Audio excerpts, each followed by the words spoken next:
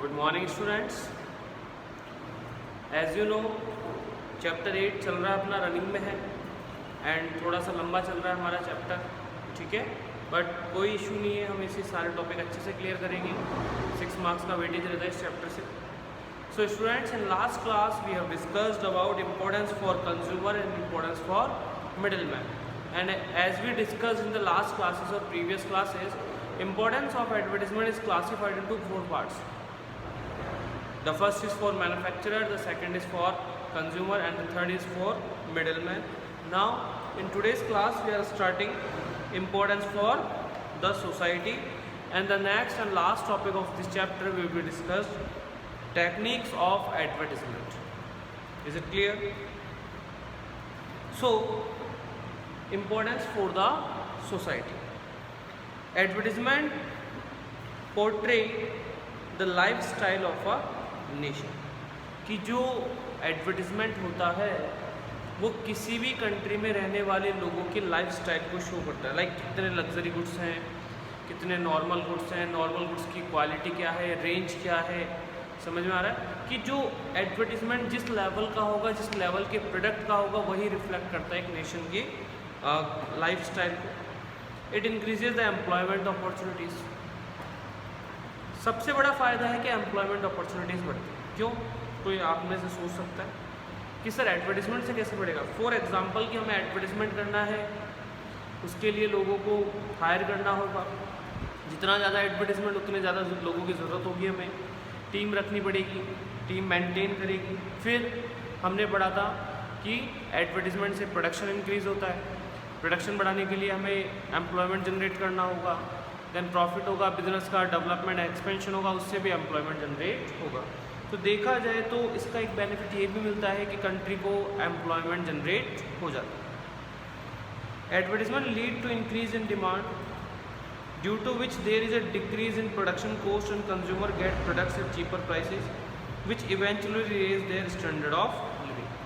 कि सबसे बड़ा फ़ायदा हमने ऑलरेडी पढ़ लिया था वैसे तो कंज्यूमर के लिए, कि जो एडवर्टिजमेंट है उससे हमारी डिमांड इंक्रीज़ होती है। डिमांड इंक्रीज़ होती है तो लार्ज प्रोडक्शन करना होता है, लार्ज प्रोडक्शन से हमारी पर यूनिट कॉस्ट डिक्लाइन होती है, जिससे कि सेलर रीजनेबल प्राइसेस पर कंज्यूमर को गुड्स अवेलेबल करवा सकता है और कंज्यूमर का स्टैंडर्ड ऑफ लिविंग इंक्रीज हो जाता है। क्यों? क्योंकि लिमिटेड फंड्स का प्रॉपर यूटिलाइजेशन होता है, इसी वजह से ये कहा गया है। Next is advertisement promotes research and development which lead to new products and development. कि जो हमारा एडवर्टिजमेंट है, सबसे बड़ी बात वो नए प्रोडक्ट्स को लाने के लिए, नए प्रोडक्ट्स को डेवलप करने में हेल्प करता है, ठीक है, और नए मार्केट्स को एंट्री के लिए प्रमोट करता है। Advertisement provides the society products according to its needs. कि जो एडवर्टिजमेंट है वो सोसाइटी को उसकी नीड्स के अकॉर्डिंग प्रोडक्ट्स अवेलेबल करवाने का काम करता है। क्योंकि हमने पढ़ा है कि हम जो रिसर्च एंड डेवलपमेंट करते हैं, जो भी करेंगे उसमें हम सर्वे करेंगे, और सर्वे में हम पता करेंगे कि कंज्यूमर को क्या पसंद है, क्या पसंद नहीं है, या कंज्यूमर की क्या डिज़ायर्स है, क्या एक्सपेक्टेशंस है, तो हम उन्हें पूरा कर सकते हैं। Is it clear? The next is it motivates consumers to become educated which increases the literacy rate. सबसे बड़ी बात यह है कि जब हम टीवी देखते हैं, रेडियो देख रहे हैं, या फिर न्यूज़पेपर पढ़ रहे हैं, ठीक है, या लोगों को पढ़ने के लिए, लाइक ऐसा नहीं है कि एडवर्टिजमेंट केवल और केवल गुड्स के परचेज और सेल का ही होता है। गवर्नमेंट की तरफ से भी एडवर्टिजमेंट किए जाते हैं। गवर्नमेंट भी एजुकेशनल प्रोग्राम के लिए, फार्मर्स के लिए, जो लिटरेसी रेशियो है उसके लिए, पब्लिक को अवेयर करने के लिए इस तरह का एडवर्टिजमेंट करती है। इससे भी लोग का जो लिटरेसी लेवल है या फिर जो लिटरेसी रेट है वो भी इंक्रीज़ होती है। Advertisement motivates the consumer to fight the social evils. Already discuss कर चुके हैं कि कंज्यूमर को एक बेनिफिट मिलता है कि वो सोशल इविल से फाइट कर सकता है थ्रू एडवर्टिजमेंट, ठीक है। और सोशल इविल्स कैसे करेंगे? वही चीज़ है कि हम अगर आपको अवेयर कर देते, कि अगर हम आपको अच्छे से अवेयर कर देते, सपोज़ कि अगर आपको पूरी नॉलेज है तो कोई आपको कैसे परेशान कर सकता है। एक बात सोचनी है बस हमें इतनी सी, कि अगर हम लोग अवेयर हैं हमारे राइट्स को लेकर, हमें क्या प्रोडक्ट मिलना चाहिए, उसकी क्वालिटी क्या होनी चाहिए, उसके स्टैंडर्ड क्या होने चाहिए। फॉर एग्जांपल गोल्ड परचेज करते हैं जैसे कि हॉलमार्क देखना ज़रूरी है, हमें पता है तो हम चीटिंग होने से बच सकते हैं। It makes communication stronger, a strong communication platform provides unbiased information to the society. सबसे बड़ी बात यह है कि कभी कभी क्या होता है, सेलर अपने नोन को ज़्यादा इन्फॉर्मेशन देता है, जो एक इरेगुलर कस्टमर है उसे पूरी इन्फॉर्मेशन नहीं देता। लेकिन यहाँ ऐसा कोई सिचुएशन ही नहीं है। यहाँ जो सोसाइटी को दिया जा रहा है, यहाँ जो कम्युनिकेशन किया जा रहा है वो पूरी सोसाइटी के लिए कॉमन है, अनबायस्ड है। And the last is it provides means of entertainment to the consumer at economical rates, कि हमें एंटरटेनमेंट, ठीक है, लाइक एडवर्टीजमेंट वगैरह ऐसा नहीं कि हमेशा बोर ही करते हैं, कुछ एंटरटेनमेंट वगैरह भी मिल जाता है, सपोर्ट भी। दूसरी चीज़ है कि हमें हमारे एंटरटेनमेंट के लिए भी एडवर्टीजमेंट बहुत कुछ किया जाता है। हमें कुछ एडवर्टीजमेंट के थ्रू कंसेशनल रेट पर भी लाइक मूवी टिकट्स वगैरह भी दिए जाते हैं, तो ये सब हमारे एंटरटेनमेंट के भी काम आता है। Is it clear? Now the most important topic of this chapter is techniques of advertisement.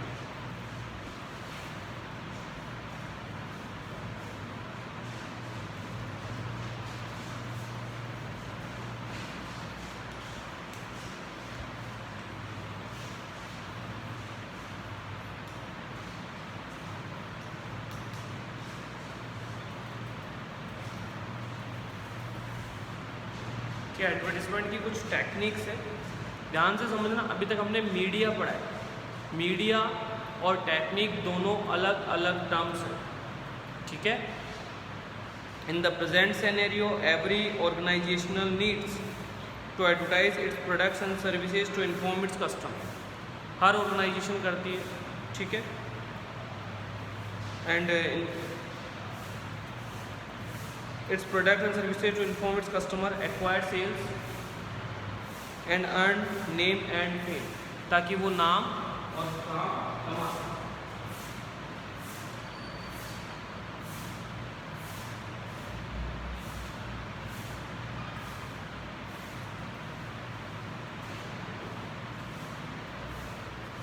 ठीक है, अब आगे आता है इसमें it products and services to inform customer, acquire sales. Product और सर्विसेज के बारे में कस्टमर को अवेयर करना, सेल्स को इंक्रीज करना, नेम और फेम बताना। Every business enterprises need to spend money on advertisement. हर बिजनेस ऑर्गेनाइजेशन को एडवर्टीजमेंट के ऊपर पैसे खर्च करने चाहिए। But the expenditure pay off only the correct technique of advertisement are use. लेकिन टेक्निक प्रॉपर होनी चाहिए, अप्रोप्रिएट होनी चाहिए। Therefore the advertiser use these technique selectively so that desired result can be obtain.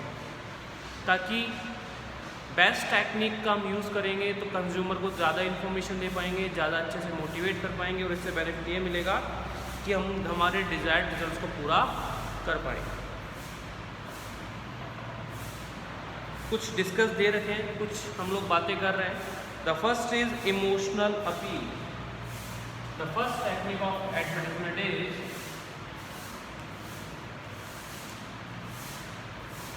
Emotional appeal.